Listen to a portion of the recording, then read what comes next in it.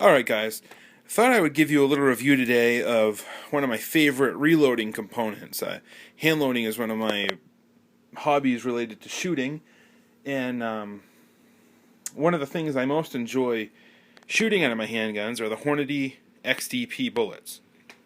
Now I usually shoot big bore handguns. That would be like 44 Magnum, 454 Casull, 45 Colt, 500 Smith & Wesson.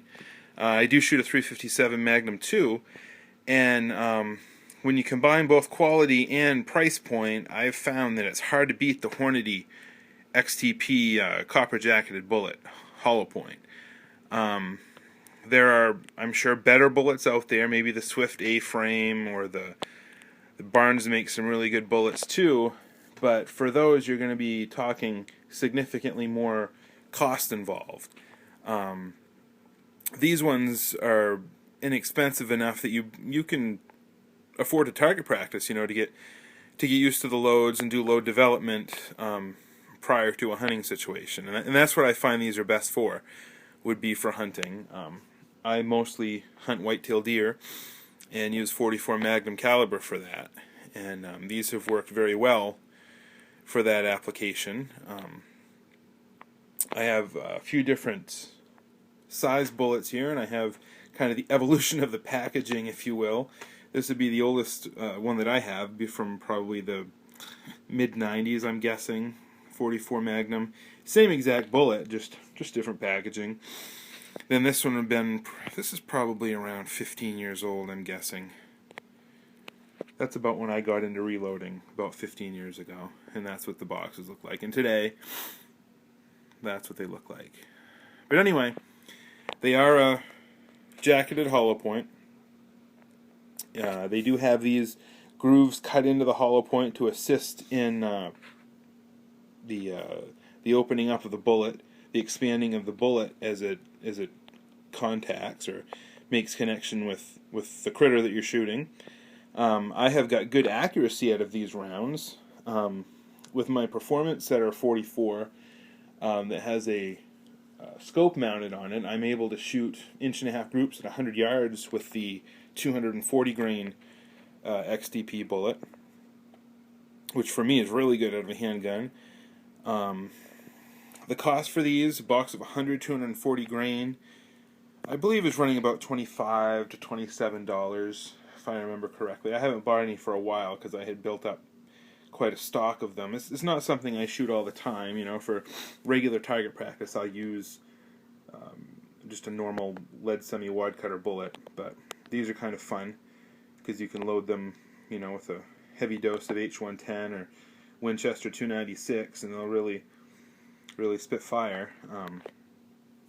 This here is the 300 grain XTP for 44 Magnum, and you'll notice one thing that I like about them is that it has the two cannelers here, and that is where the depth to which you seat the bullet. Your crimp would go into either this groove or this groove. So the advantage is if your gun has the chamber long enough to seat into this crimp groove, you can gain this much extra powder space in the cartridge.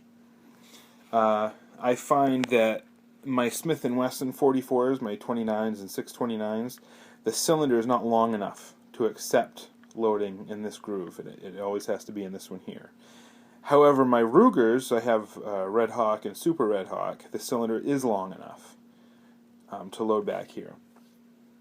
Of course, always go by what the manuals say. Don't just stuff powder it until you can't stuff it anymore. But they do have published loads for either one of those crimp grooves.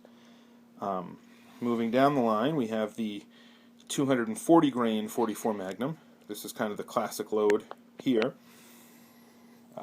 Very good for deer hunting, coyote hunting, I suppose even black bear, something like that. What I would use these 300 grain for would be, you could use those for moose, you could use those for elk, deer. Very good bullet to use for big game.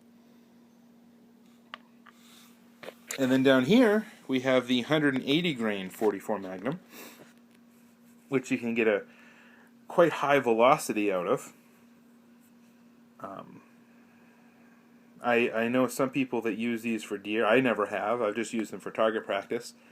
And you can get 1,600 feet per second out of these, out of a handgun, which is pretty impressive.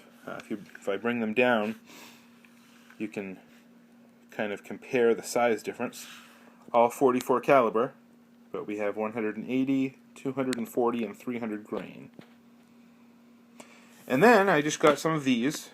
These are 500 Smith & Wesson, 350 grain XTP. To this point, I've exclusively used lead bullets, hard-cast lead out of my 500, and I believe I've done videos on those before. I have between 440 and 700 grain projectiles made of lead, and these are the first hollow points that I've used. Now Hornady also makes a 500 grain XTP. I don't have any of those yet, but I thought I'd try these first.